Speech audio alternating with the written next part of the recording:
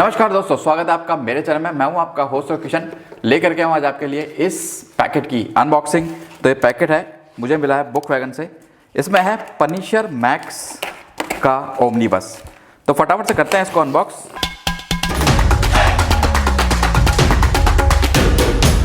दोस्तों हो गई है अनबॉक्सिंग। तो क्विक सी अनबॉक्सिंग थी, बबल रैप के अंदर भिजवाया है। और ये जैसा कि आप देख सकते हैं पूरी पैक है। तो इसको खोलते हैं और मैं कोशिश करूंगा इसकी जो पन्नी है, श्रिंक रैप है, ये बरकरार रह जाए।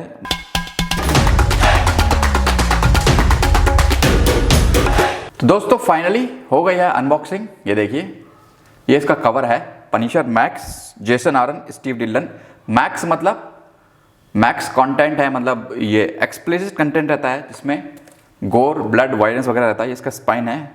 Marvel Omnibus, Punisher Max, Jason Aaron, Steve Dillon. और ये इसका बैक है। चाहे तो पास करके इसकी स्टोरी का सिनॉप्सिस पढ़ सकते हैं। When the Punisher and the Kingpin go to war, will anyone get out alive. ठीक है, तो ये जो ओमनीबस है ये बहुत टाइम से पेंडिंग था मेरी वेट लिस्ट में। ऑलमोस्ट 10 साल पहले ये ओमनीबस मिल रहा था फ्लिपकार्ट पे 4-4.5 रुपये का। तब मैंने मिस कर दिया था। उसके बाद मुझे 10 साल इंतजार करना पड़ा। चलिए इसको खोल कर दिखाता हूँ आपको, इसके डस्ट जैकेट को। ये लीजिए, इसका डस्ट जैकेट पूरा एकदम शानदार। और ये है इसका कवर, बहुत ही सुंदर मैट है।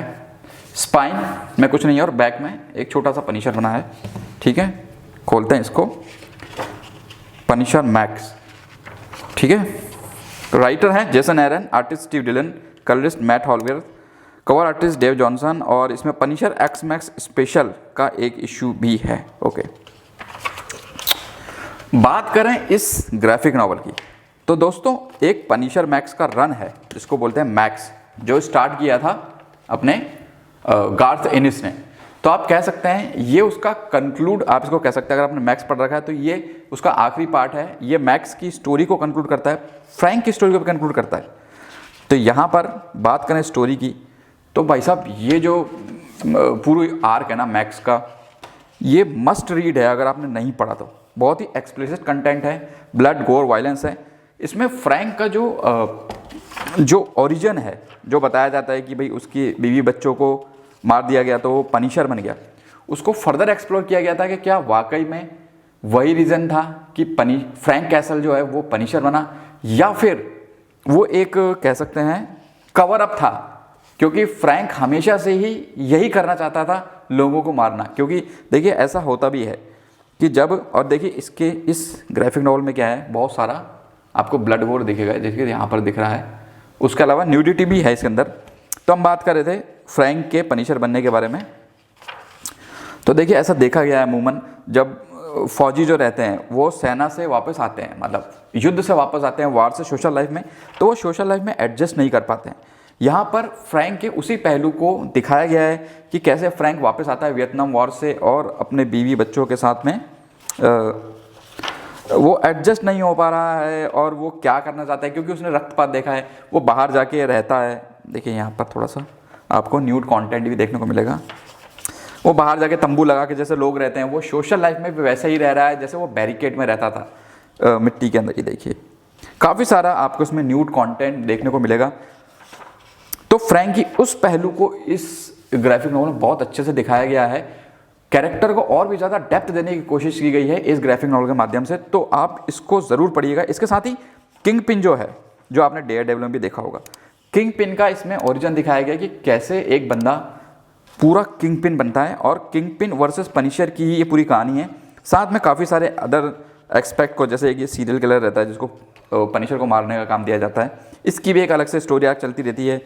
किंग पिन की खुद की एक स्टोरी आर्क चलती है, कब वो जेल में था, जेल में उसने क्या किया, उसके अंदर कैसे वो किंग पिन बना। फ्रैंक की खुद की कहानी चलती रहती है। और साथ में इसमें बुल्स आई भी है। और बुल्स आई जो है ना, वो भी लाइक बहुत ही, ये यहाँ पर बुल्स आई का आर्क आ गया है। तो बुल्स आई को भी बहुत ज़्यादा खतरनाक दिखाया है इसके अंदर। मतलब ये देखिए यहाँ पर, ये इसका इंट्रो होता है बुल्स आई का। और बुल्स आई का जो कैरेक्टराइजेशन इसके अंदर है ना, वो किसी भी लाइव एक्शन एडेप्टेशन में भी किया नहीं गया है। इतना इनसेन इसको दिखाया गया है, इतना सनकी इसको दिखाया गया है। और ये फ्रैंक कैसल यानी पनिशर को मारने का कॉन्ट्रैक्ट लेता है, किंगपिन को कहता है कि मैं फ्रैंक को मारूंगा। और ये जिस तरीके के हथकंडे अपनाता है फ्रैंक की लाइफ को जानने के लिए, क्योंकि सबको पता है भाई फ्रैंक कैसल को कोई भी मार नहीं पाया है, मतलब इतने सारे लोगों ने उसे ट्राई किया मारने का, लेकिन कोई भी उसे मार नहीं पाया। तो वो कहता है कि भाई मैं उसको मारूंगा, और उसके लिए उसका एक अलग ही मेथड, जैसे एक्टिंग बोलता है मेथड एक्टिंग, उसका मेथड वे रहता है कि मैं फ्रैंक बन के देखता हूँ कि आखिर फ्रैंक की साइकोलॉजी क्या है। और बुल्सआई को समझ में आता है कि एक्चुअल में फ्रैंक कैसल जो पनिशर बना है वो क्यों बना है, राइट। वो सारा का सारा जो भी फ्रैंक के साथ हुआ वो सारी घटनाओं को जीने की कोशिश करता है उनको। मतलब ओवरऑल मैं कहूँगा इस ग्राफिक नॉवल में जितना बात की जाए उतना कम है।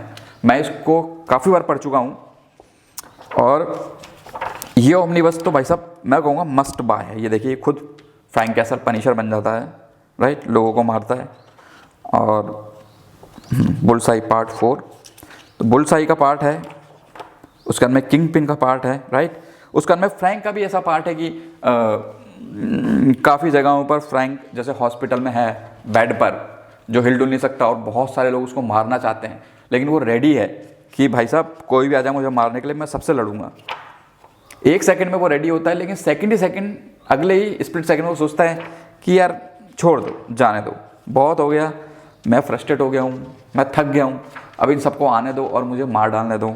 मेरा रिडेम्पशन यही है कि बस दैट्स इट, मैं थक गया हूँ ये सब करते करते। बट फिर कुछ ऐसा होता है कि नहीं, देखिए यहाँ पर न्यूडिटी भी दिखा रखी है। फ्रैंक फिर से आता है, बोलता है नहीं एक काम मुझे करना है, इस किंगपिन को मारना है। इसमें इलेक्ट्रा भी है, आपको इसमें इलेक्ट्रा भी देखने को मिलेगी, इलेक्ट्रा का भी स्टोरी आर्क है, राइट।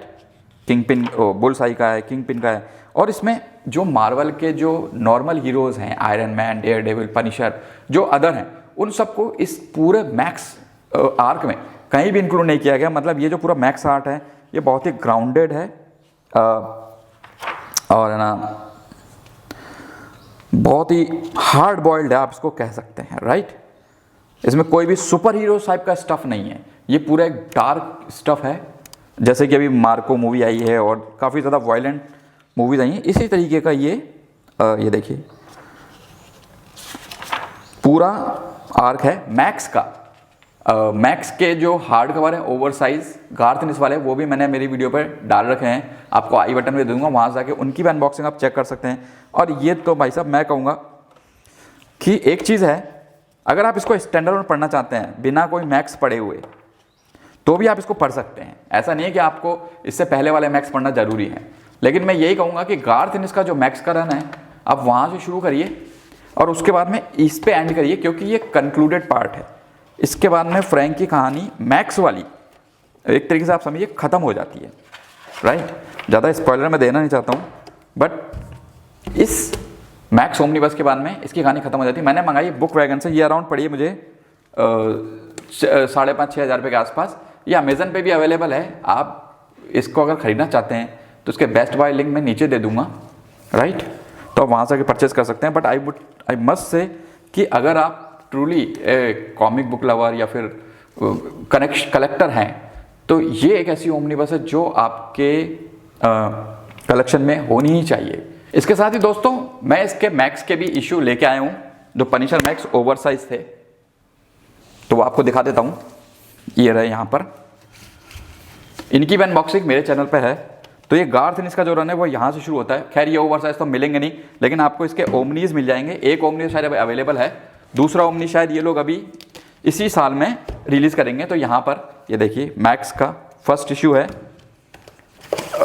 सेकंड इशू है, सब ओवरसाइज है, राइट। थर्ड इशू है, ये वाले जो मैं आपको हार्ड कवर दिखा रहा हूँ ये तो अभी रेयर हैं, आपको मिलेंगे नहीं।